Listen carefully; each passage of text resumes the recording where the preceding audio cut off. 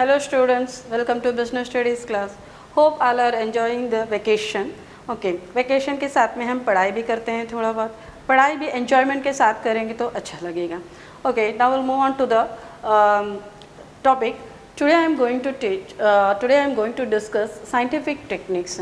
Already in previous class we discussed about the scientific management developed by F.W. Taylor. So F.W. Taylor given some techniques which is adopted in the organization for the productivity or for the achievement of goals. Okay, so under the scientific techniques there are different techniques are there: functional foremanship, standardization and simplification, work study, differential piece weight system, mental revaluation. So today I am going to discuss functional foremanship. So first topic is functional foremanship. So what is functional foremanship? Taylor suggested that the factory should be divided into two groups. That is, one is production department, another one is planning department. So why Taylor suggested this? That Taylor felt that the workers are free from the burden of planning. The workers must concentrate on the work only and production. They concentrate on work and production. So here Taylor suggested that the workers should concentrate only in the work and production. So for this Taylor thinks that there must be some experts, that is functional foremen or foremen are known as superiors. So Taylor suggested that there must be foremen, those who guide the workers or instruct the workers for the production. Okay, so here Taylor suggested that at least minimum 8% must be there, that is 8 foremen must be there, 4 under each department. So Taylor suggests that a person, those who are under the functional foremanship, the person must be educated, honest, intelligent and specialized person. That we can't expect that all the things are found in one person. So for that only Taylor suggested that expert जो है अलग अलग से रहना चाहिए. That is 8 expert को suggest किए हैं. 8 expert जो है अलग अलग क्वालिटी के साथ रहेंगे, then automatically हम क्या कर सकते हैं, काम को easily कर सकते हैं. So here the division is there. Factory manager, that is factory is divided into two groups. One is planning in charge, another one is production in charge. Under the planning in charge there is a route clerk, instruction card clerk, time and cost clerk, disciplinarian. Under the production in charge, gang boss, speed boss, repair boss and inspector. So the persons, those who are here, that is under the planning department 4 foremen are there, and under the production department 4 foremen are there. The total 8 foremen are there. The 8 foremen are going to instruct the worker for the production. Okay. So here route clerk. What is the work of the route clerk, or what is the responsibility of the route clerk? It is the responsibility of this foreman that he has to set up the sequence of the work. So what is the sequence of the work? Organization में हम बहुत सारा work हम लोगों को करना होगा. So here there must be a sequence, that is first which work has to be completed first, which work has to be proceed next. So ये जो है वहाँ पे sequence रहना चाहिए. So that sequence will be set up by the route clerk. Then next come to the instruction card clerk. Here it is the responsibility of this foreman, that is instruction card clerk. He has to instruct and guide the workers for the performance of the job. जो भी job हम लोगों को दिया गया है, जो भी वर्क हम लोगों को दिया गया है, ये वर्क को कैसा हम परफॉर्म करेंगे, ये जो है इंस्ट्रक्शन कार्ड क्लर्क हम लोगों को बताएंगे. The next is time and cost clerk. So here time and cost clerk, that is this person or this foreman has to set up the time of starting and completing the task. जो भी task हम लोगों को दिया गया है, that is जो भी task worker को दिया गया है, वो task जो है कब start करेंगे and कब complete करेंगे, ये जो है ये clerk बताएंगे. The next is the disciplinarian. So what is the duty of the disciplinarian, or what is the responsibility of the disciplinarian? Here it is the responsibility of this person, this foreman, that he has to see whether the task is according to the order और according to the systematic way, that means organisation में कोई भी काम चल रहा होगा, that जो भी काम होगा वो सिस्टमैटिक वे में होना चाहिए. सो तभी क्या हो सकता है, डिसिप्लिन क्रिएट हो सकता है. सो ये डिसिप्लिनेरियन क्लर्क का काम होगा या डिसिप्लिनेरियन फोरमैन का काम होगा. He has to see whether the jobs are performing orderly और in systematic manner. Then come to the production department. Production in charge, under the production in charge, again 4 foremen are there: gang boss, speed boss, repair boss and inspector. What is the duty of the gang boss? Gang boss, here gang boss, it is the duty of the gang boss or it is the responsibility of the gang boss. Before starting the work, the gang boss has to ensure that all the things are available or not, that is required machinery, required tools, required resources, all should be there. So ये कौन ensure करेंगे, gang boss ensure करेंगे. तो what is the speed boss? Speed boss fix the time, that is completion. जो भी हम लोगों का काम है वो timely complete हुआ है कि नहीं, ये देखेंगे speed boss. Then what is the repair boss? What is the responsibility of the repair boss? Here it is the responsibility of the repair boss that he has to ensure that the machineries are kept ready for work. Okay, next is inspector. What is the duty of the inspector? He has to check the quality of the work, that is जो भी work चल रहा है वो according to the planning और according to the quality है या नहीं है, ये सब जो है instruction जो inspector है वो inspector देखेंगे. So this is the functional foremanship. So what happened when we apply the functional foremanship? Functional foremanship को हम apply करेंगे, then automatically वहाँ पर क्या हो सकता है, आपका स्पेशलाइजेशन इंक्रीज हो सकता है. Specialisation why? Because each and every person, there is in every person 8 persons are there. 8 persons are having different qualification, different qualities. According to that, each and every person having their own specialization. So specialization के साथ में काम करेंगे, single work को लेके वो काम करेंगे, then automatically they will create efficiency in the work. Then उनका एफिशिएंसी के साथ में वो वर्कर्स को गाइड करेंगे, देन ऑटोमेटिकली हम क्या कर सकते हैं, क्वालिटी प्रोडक्शन जो है हम दे सकते हैं, प्रोडक्टिविटी में जो है वर्कर्स को जो है कॉन्सेंट्रेट करा सकते हैं, जिसके थ्रू स्पेशलाइजेशन वहाँ पर भी होगा. Okay, so this is the functional foremanship developed by F.W. Taylor. Okay, now the question arises. Already we discussed 14 principles. वहाँ पर भी हम देखे थे कि कुछ एक प्रिंसिपल्स में हम लोग देखे थे like receiving command. Okay, so unity of command. Now the question is what, whether all the that is principles of F.W. Taylor and the scientific techniques, ये दोनों को एक ही जगह पे हम अप्लाई कर सकते हैं? No. क्वेश्चन का आंसर होगा no. Why? Where the unity of command, the principle of unity of command is applied, सो उस कंपनी में, उस ऑर्गेनाइजेशन में हम फंक्शनल फोरमैनशिप को अप्लाई नहीं कर सकते. सो क्यों? यूनिटी ऑफ कमांड आपको ये बता रहा है, the worker should receive command from, that is worker should receive command from only one boss. But here functional foremanship आपको ये बता रहा है मिनिमम 8 persons रहेंगे जो आपको इंस्ट्रक्ट करेंगे. सो जहाँ पे हम फंक्शनल फोरमैनशिप को अप्लाई कर रहे हैं वहाँ पे यूनिटी ऑफ कमांड को अप्लाई नहीं कर सकते, या यूनिटी ऑफ कमांड जहाँ पे हम अप्लाई कर रहे हैं वहाँ पे हम फंक्शनल फोरमैनशिप को अप्लाई नहीं कर सकते. Okay, I think you got this.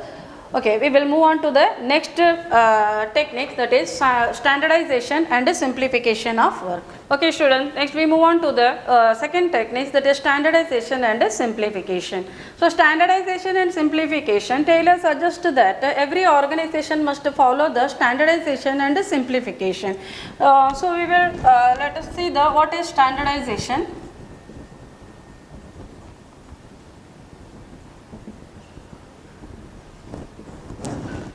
Taylor suggests that there must be a standardization in each activities of the business process. That is, जो भी process of business का करेंगे सभी process में आपको standardization रहना चाहिए. Right from the selection of tools, machineries, equipments, means also. So सभी में अगर आप एक standard set करेंगे so automatically there will be no confusions. आप क्या कर सकते हैं, easily work को कंप्लीट कर सकते हैं. So standardisation is very important one. आप टूल सेलेक्ट करेंगे, आप कोई भी प्रोडक्शन करने के लिए अगर standard machines and standard material आप सेलेक्ट करेंगे तो डेफिनेटली आप क्या कर सकते हैं, सही प्रोडक्शन दे सकते हैं, सही तरह से ऑर्गेनाइजेशन का गोल्स जो होगा वो गोल्स को हम अचीव कर सकते हैं. एंड अदर थिंग, स्टैंडर्डाइजेशन का मतलब यहाँ पे ये नहीं है only quality product. Standardisation means आपको प्रोडक्ट का अलावा, दैट इज क्वालिटी प्रोडक्ट के अलावा आपको साइज में भी स्टैंडर्डाइजेशन लाना चाहिए. साइज एंड अदर थिंग्स जो भी है उसमें भी आपको क्या करना चाहिए, स्टैंडर्डाइजेशन लाना चाहिए. लाइक टाइप है, टाइप ऑफ द प्रोडक्ट है, so type of the product, size of the product and other things जो भी होगा इसमें भी आपको क्या करना चाहिए, स्टैंडर्डाइजेशन लाना चाहिए. सो ये सभी चीज़ में आपको स्टैंडर्डाइजेशन लाना चाहिए. एक स्टैंडर्डाइजेशन सेट करना चाहिए. क्वालिटी ऑफ द प्रोडक्ट में, लाइन ऑफ द प्रोडक्ट आप जो भी प्रोड्यूस करना चाह रहे हैं, जो भी प्रोडक्ट आप प्रोड्यूस करना चाह रहे हैं उसका line of the product, man and machine सभी में आप स्टैंडर्ड फिक्स करेंगे, देन ऑटोमेटिकली आप क्या कर सकते हैं, जो आपका गोल होगा वो गोल्स को आप इजीली अचीव कर सकते हैं.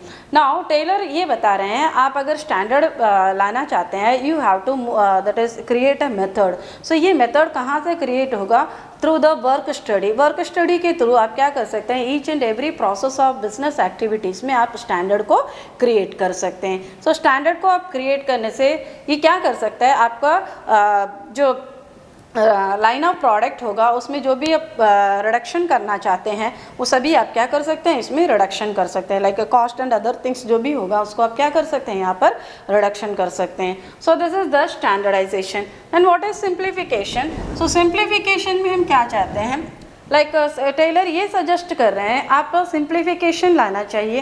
सिंप्लीफिकेशन मीन्स यहाँ eliminating the variety of product, that is diversification of variety of product. Like आप जो है जो प्रोडक्ट प्रोड्यूस कर रहे हैं, आप जो है बहुत सारा प्रोडक्ट में अगर ध्यान देंगे, दैट इज प्रोडक्शन जो है लाइन ऑफ प्रोडक्ट या वेराइटी ऑफ प्रोडक्ट आपके पास है. लाइक एक ही प्रोडक्ट, लाइक आप ले लीजिए notebook. So company is producing notebooks, different variety of notebooks आप प्रोड्यूस कर रहे हैं, then ऑटोमेटिकली क्या होगा, आप कहीं पर भी कंसंट्रेशन नहीं कर सकते. when you are producing different types of product, different variety of products, then definitely there may be machinery, that is different types of machinery आपको चाहिए, cost उतना ही आपको spend करना होगा, and other machineries, equipment, ये सभी में जो है आपको ज़्यादा spend करना होगा, raw materials लेने के लिए आपको ज़्यादा spend करना होगा. and other thing is what, when you are spending more expenses, then automatically क्या होगा, वहाँ पे quality क्या हो जाएगा, reduce हो जाएगा. बट हम क्या बोले हैं कि like quality is very important one, क्योंकि आप प्रोडक्शन जितना ज़्यादा देंगे, it is not necessary that आप जितना प्रोडक्शन दे रहे हैं उतना जो है आपका प्रोडक्ट जो है बाहर सेल हो रहा है, ऐसा ज़रूरी नहीं है. It may be that is idle product हो सकता है, आपके पास इन्वेंट्री रह जाएगा, स्टॉक आपके पास रह जाएगा, बिकॉज अगर आप क्वालिटी प्रोडक्ट नहीं देंगे. So various product, variety of product जहाँ पे आप प्रोड्यूस करेंगे, डेफिनेटली वहाँ पे क्वालिटी जो है रिड्यूस हो जाएगा. सो क्वालिटी हम चाहते हैं कि क्वालिटी को एक्सर्स करें, क्वालिटी ज़्यादा दे, क्वालिटी प्रोडक्ट ज़्यादा दे. If you want to concentrate in the quality of the product, so definitely diversity of the product में हम लोगों को क्या करना चाहिए, रिड्यूस करना चाहिए, डाइवर्सिटी ऑफ प्रोडक्ट को रिड्यूस करना चाहिए. That is the simplification. So reduction in the diversity, line of product, not only the line of product. आप साइज में आप देख सकते हैं, आपको जो आप डिमांड जिसमें ज़्यादा होगा, जो प्रोडक्ट में डिमांड ज़्यादा होगा, वो प्रोडक्ट को आप रख सकते हैं. देन अदर थिंग्स जैसा साइज़ होगा, साइज़ में आप डिफ्रेंशिएशन ला सकते हैं. इस तरह बहुत कुछ आपको देखकर आप क्या कर सकते हैं, वहाँ पे सिंप्लीफिकेशन कर सकते हैं. सो सिंप्लीफिकेशन का मतलब यही है कि आप जो वैरायटी ऑफ प्रोडक्ट है, डाइवर्सिफाइड प्रोडक्ट है, which is not going selling in the market, जिसका डिमांड मार्केट में नहीं है, so most of the product जो भी ऐसे ही पड़ा हुआ है, वो प्रोडक्ट को आप प्रोडक्शन करना बंद कर देंगे, रिड्यूस कर देंगे, देन ऑटोमेटिकली क्या होगा, वहाँ पे जो है आप क्या कर सकते हैं, कॉस्ट को रिड्यूस कर सकते हैं. एंड जो प्रोडक्ट आप देंगे उसमें आप कंसंट्रेशन करके क्वालिटी प्रोडक्ट आप प्रोड्यूस करके सेल कर सकते हैं. So this is the standardisation and simplification. Okay students, next we move on to the third study, that is work techniques, work study. So under the work study there is 4 techniques are there. One is method study, motion study, time study and a fatigue study. So first we will discuss method study. What is method study? So method study is here. Taylor suggested that for the production, the organization has to select one best method, and the best method which minimizes the cost and maximize the productivity. So ये method, ये जो best method होगा ये कैसा हम ला सकते हैं? So Taylor अब यहाँ ये बोल रहे हैं, ये कह रहे हैं लाइक मेथड स्टडी में आप जितना मेथड में आप प्रोडक्शन करना चाहते हैं उतना मेथड आप प्रोडक्शन कर लीजिए, ट्राई करिए आप जितना मेथड्स आप कर सकते हैं उतना मेथड आप ट्राई करिए। ऐसा नहीं है कि मैनेजर जो प्रीवियस जो मेथड है वो मैनेजर का वो प्रीवियस मेथड को ही आप सेलेक्ट करेंगे, ऐसा नहीं है। बेस्ट मेथड आपको सेलेक्ट करना है। So when we want to select a best method, automatically क्या करना चाहिए, डिफरेंट मेथड होगा, वो डिफरेंट मेथड से हम लोगों को वन बेस्ट मेथड सेलेक्ट करना होगा। So father Taylor suggested that आप वेरियस मेथड्स को अडॉप्ट करिए एंड वेरियस मेथड से आप प्रोडक्शन करिए, उसमें से आप फाइंड आउट करिए, ऑब्जर्व करके आप फाइंड आउट करिए which is the best method for the organisation. So here the best method वो होना चाहिए जो मेथड आपको प्रोडक्शन ज़्यादा दे रहा है एंड कॉस्ट कम हो रहा है। जितना भी आपके पास अवेलेबल रिसोर्सेस है वो अवेलेबल रिसोर्सेस को यूटिलाइज करके प्रोडक्शन ज़्यादा और कॉस्ट कम यूज़ हो रहा है, वो मेथड को आप बेस्ट मेथड में आप सेलेक्ट करेंगे। So that is the method study. For example there is a shoe manufacturing company. A shoe manufacturing company has to first decide what type of method he has to adopt to produce the shoes, whether he is going to labor intensive method or capital intensive method. So labor, that is two methods are there. Example के लिए मैं बोल रही हूँ, there is two methods, labor intensive method and capital intensive method. Labor intensive method आप जानते ही हैं, labours को रख के हम लोगों को काम करना है. Capital intensive method means here machinery, we use machinery for the production. So here two methods are there. Now it is the duty of the organization, or it is the time of the organization which type of method or which method the organization is going to adopt for production of shoes. Okay, now इसमें हम लोगों को ये देखना होगा the method which is the that is whether the labor intensive method or capital intensive method, the method which gives minimum cost, through which minimum cost आपको खर्चा होगा, मिनिमम कॉस्ट आपको स्पेंड करना होगा, मैक्सिमम प्रोडक्शन आप देंगे, वही method को आप फॉलो करेंगे. So that is known as a method study. So एक मेथड को फाइंड आउट करने के लिए the person has to that is try various activities, various methods. From the various method one best method has to be selected, that is known as a method study. Okay, समझ में आ रहा है बच्चों? Okay, next we move on to the motion study.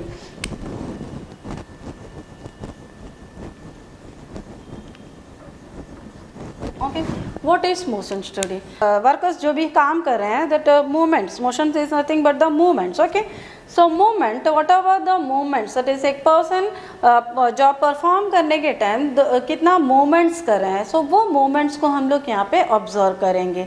So Taylor suggest that we have to observe the movements of the particular job. So कैसे आप observe करेंगे movement को? दैट इज इसलिए हम लोग को मूवमेंट को ऑब्जर्व करना चाहिए, लाइक प्रोडक्टिव मूवमेंट क्या है, अनप्रोडक्टिव मूवमेंट क्या है, इंसिडेंट मूवमेंट क्या है, ये हम लोगों को पता करना है. सो वाई, ये क्यों हम लोगों को करना चाहिए? Like different movements are there, उसमें एक्चुअल प्रोडक्टिव मूवमेंट क्या है वो हम लोग को फाइंड आउट करके जो अनप्रोडक्टिव मूवमेंट्स है इसको एलिमिनेट करना होगा, क्योंकि unproductive movement it is waste the time. Okay, time को वेस्ट कर रहा है. सो वो मूवमेंट को हम लोगों को क्या करना है, एलिमिनेट करना है. देन नेक्स्ट जो है अकॉर्डिंग टू दैट हम लोगों को जो भी अरेंजमेंट्स है वो अरेंजमेंट करना होगा. So for this Taylor suggested that ये जो भी मतलब मोशन स्टडी होगा, ये मोशन स्टडी जो है इसको भी हम लोगों को क्या करना होगा, लाइक ऑब्जर्व करना होगा. सो ऑब्जर्व कैसे करेंगे? एक एवरेज वर्कर को हम लोगों को लेना होगा. एवरेज वर्कर को लेकर हम लोगों को क्या करना होगा, टेलर ये सजेस्ट कर रहे हैं एक एवरेज वर्कर को लेके हम लोगों को ऑब्जर्व करना है कि वो कितना मूवमेंट कर रहा है, एक पर्टिकुलर वर्क को करने के टाइम वो कितना कितना मूवमेंट कर रहे हैं. Okay, again we have to note that which is the productive movement and which is unproductive movement. Then next हम लोगों को देखना चाहिए कि वो अनप्रोडक्टिव मूवमेंट है उसको एलिमिनेट कैसा करेंगे. सो एलिमिनेट करने के बाद में वो जो है कितना टाइम ले रहे हैं वो वर्क को कंप्लीट करने के लिए. इसी तरह हम डिफरेंट पीपल के साथ में हम क्या करेंगे, एक्सपेरिमेंट करेंगे. एक्सपेरिमेंट करके वहाँ पे एक जो है स्टैंडर्ड जो है हम सेट करेंगे कि ये वर्क को ऐसा ही करना चाहिए. सो इस तरह जब टेलर जो है एक्सपेरिमेंट कर रहे थे, ऑब्जर्व कर रहे थे, that at the time he found that because of machineries, because of tools, ये क्या कर टूल्स की वजह से लाइक एक पर्सन को एक काम करने के लिए टूल्स जो भी चाहिए वो टूल्स अपने साथ में रहना चाहिए. सो अपने साथ में अगर ये टूल्स रहेगा then automatically it will minimise the wastage of time. Okay, कैसा मिनिमाइज करेंगे wastage of time? For example like मैं यहाँ पे पढ़ा रही हूँ आपको. सो पढ़ाने का टाइम में मुझे क्या क्या चाहिए, like board is necessary and the pen, marker pen is necessary. So marker pen जो है मुझे यहाँ पे चाहिए. So marker pen it should be kept here और something that is near to me. So इसमें क्या है कि हम इसको ईजीली ले सकती है और जो भी काम करना होगा ईजीली कर सकती है. इंस्टेड ऑफ दैट ये मार्कर पेन को समवेयर एल्स वहाँ पर कहीं पे रख दिए तो क्या होगा, मुझे जाकर लेना होगा. So it will waste the time. Okay, जो मूवमेंट हो रहा है it is wastage of the time. So इस तरह का ये जो टाइम होगा इसको एलिमिनेट करने के लिए टाइलर ये सजेस्ट कर रहे हैं जो भी टूल्स वगैरह होगा वो टूल्स को जो है ऐसा जगह पे रखना चाहिए जहाँ पे पीपल वर्क कर रहे हैं उनके पास में ही वो टूल्स को रखा रहना चाहिए.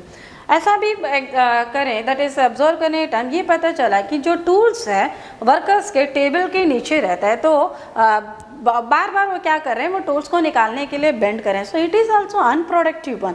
सो इसको भी टेलर चेंज करना चाहते थे. सो जितना भी हम ये ऑब्जर्व करने के बाद ही जो पीपल्स एवरेज वर्कर्स है ये एवरेज वर्कर्स को रख के हम ऑब्जर्व करेंगे जो थिंग्स है ये थिंग्स को हम क्या कर सकते हैं, एलिमिनेट. अनवांटेड थिंग्स जो भी होगा वो अनवांटेड थिंग्स को हम क्या कर सकते हैं, एलिमिनेट कर सकते हैं. सो ऐसा हम लोगों को डिज़ाइन करना चाहिए. इक्विपमेंट हो, फर्नीचर हो, ये सभी फर्नीचर को ऐसा हम लोगों को डिज़ाइन करना चाहिए जिसके थ्रू अनप्रोडक्टिव मूवमेंट्स क्या हो सकता है वहाँ पे हम एलिमिनेट कर सकते हैं. सो बिकॉज अनप्रोडक्टिव मूवमेंट जो है क्या करता है, टाइम एंड अदर थिंग्स को वेस्ट करता है. सो अनप्रोडक्टिव मूवमेंट को हम मिनिमाइज करने के लिए, एलिमिनेट करने के लिए ये मोशन स्टडी हम लोगों को करना होगा. समझ में आया बच्चों?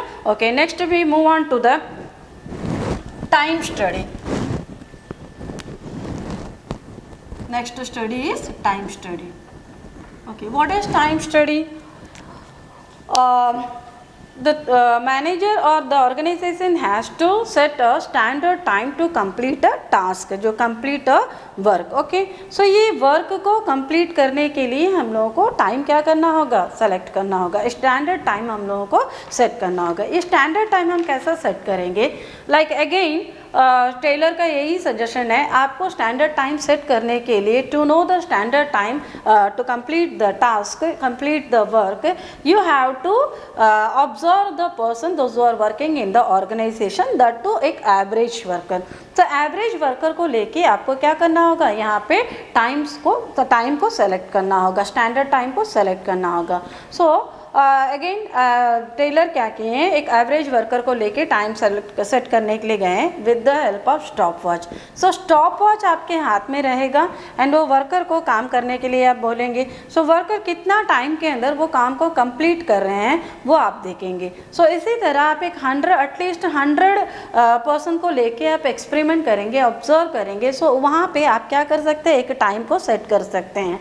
Okay, so for example to complete a work 100 people के साथ एक्सपेरिमेंट करने के बाद आप एक जो है टाइम सेट किए.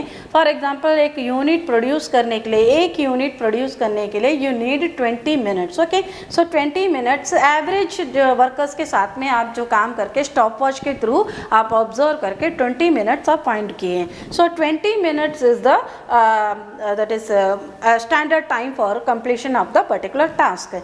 नाउ इससे हम क्या कर सकते हैं, we can differentiate the workers. Okay, कैसा आप डिफ्रेंशिएट कर सकते हैं? For example any person completed the task within 20 minutes, अगर ये 20 मिनट्स में कंप्लीट करते हैं, काम को क्या करते हैं 20 मिनट्स में कंप्लीट करते हैं, then the worker is known as average worker. क्या है? Average worker. वो वर्कर को क्या बोलते हैं हम लोग? एवरेज वर्कर बोलेंगे। Then if the worker completes the any person completes the work within 17 minute, that is 20 minutes के पहले ही वो वर्क को कंप्लीट कर लेते हैं, then the person is known as efficient person. क्या करने बोलेंगे हम? एफिशिएंट वर्कर बोलेंगे। Okay, then if the person takes 23 minutes to complete a particular task, then automatically that person is known as a inefficient person. Okay, समझ में आया आपको? Time study में क्या करना है आप लोगों को? टाइम स्टडी में ऑब्जर्व करने, टेलर ये सजेस्ट कर रहे हैं ऑब्जर्व करना है आपको एवरेज वर्कर को लेके to set standard time to complete a task. Okay, so ये एवरेज वर्कर को आप कितना एवरेज वर्कर को लेके कंप्लीट करके टाइम सेट करेंगे? एटलीस्ट 100 वर्कर को ऑब्जर्व करेंगे, ऑब्जर्व करके आपको टाइम सेट करना होगा। इसमें से आपको देखना होगा मिनिमम आपको 20 मिनट्स एक यूनिट प्रोड्यूस करने के लिए लग रहा है, तो 20 मिनट्स में जो भी वर्कर कंप्लीट करेंगे वर्क को, that person is known as the average worker. 20 minute से पहले अगर आप वर्क कंप्लीट करेंगे, that person is known as efficient person.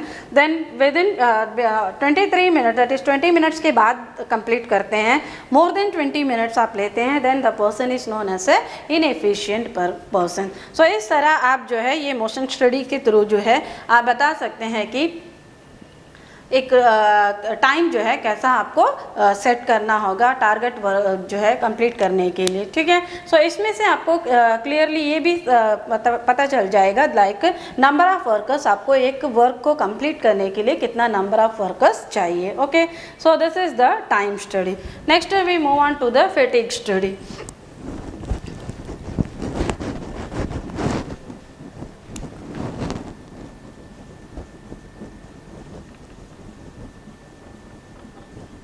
Okay, next study is fatigue study. So fatigue study is nothing but to know the rest interval, to set the rest interval. So कहता है rest interval एक person के लिए हम लोगों को set करना है. First we have to determine the rest intervals, frequency of rest interval and the number of intervals in between the work. Okay, so ये हम लोगों को पता करना है. Again ये पता करने के लिए again हम लोगों को क्या करना चाहिए? ये rest interval से पता करने के लिए we have to observe the average worker. एक एवरेज वर्कर को हम लोगों को ऑब्जर्व करना होगा, वो एवरेज वर्कर कब जो है इंटरवल्स लेना चाह रहे हैं. दैट मीन्स एक वर्कर वर्क करना शुरू करेंगे, डेफिनेटली आफ्टर सम टाइम से he get tired. Okay, he got tired. So जो पर्सन कब टायर्ड होना शुरू होता है वहाँ से हम शुरू करेंगे. एक पर्सन काम करना शुरू कर लिए एवरेज वर्कर, सो वो वर्कर कहाँ पे टायर्ड हो रहे हैं ये हम लोगों को देखना होगा.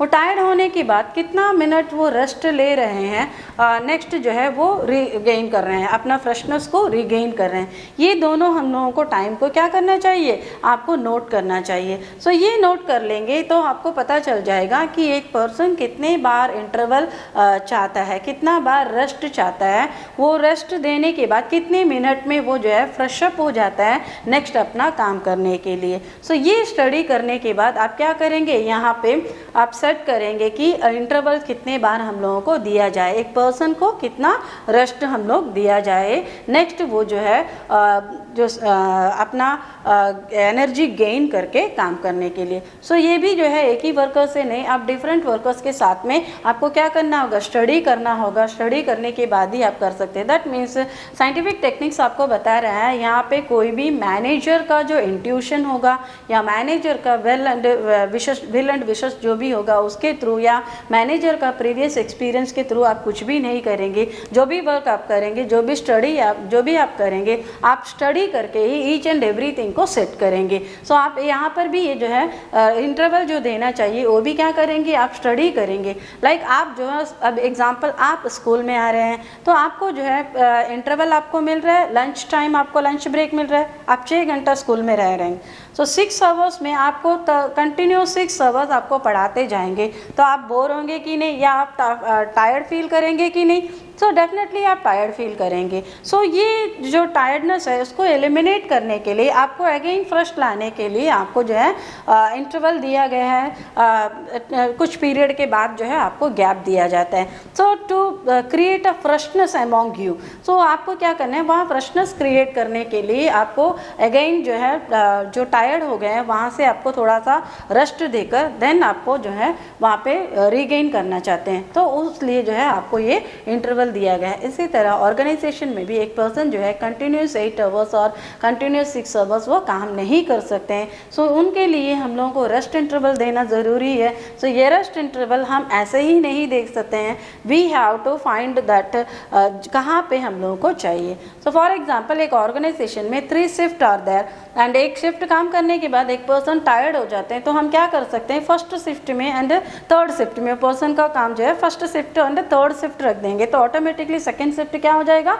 वो पर्सन के लिए रेस्ट मिल जाएगा। सो सेकंड शिफ्ट में वो पर्सन रेस्ट लेके थर्ड शिफ्ट जब करने आएगा देन ऑटोमेटिकली वो एनर्जेटिक के साथ में रिटर्न आएंगे काम करने के लिए। सो ये देखना to set a rest interval, the set a number of frequency and duration of rest interval, we must thoroughly study the worker. So this study is known as a fatigue study.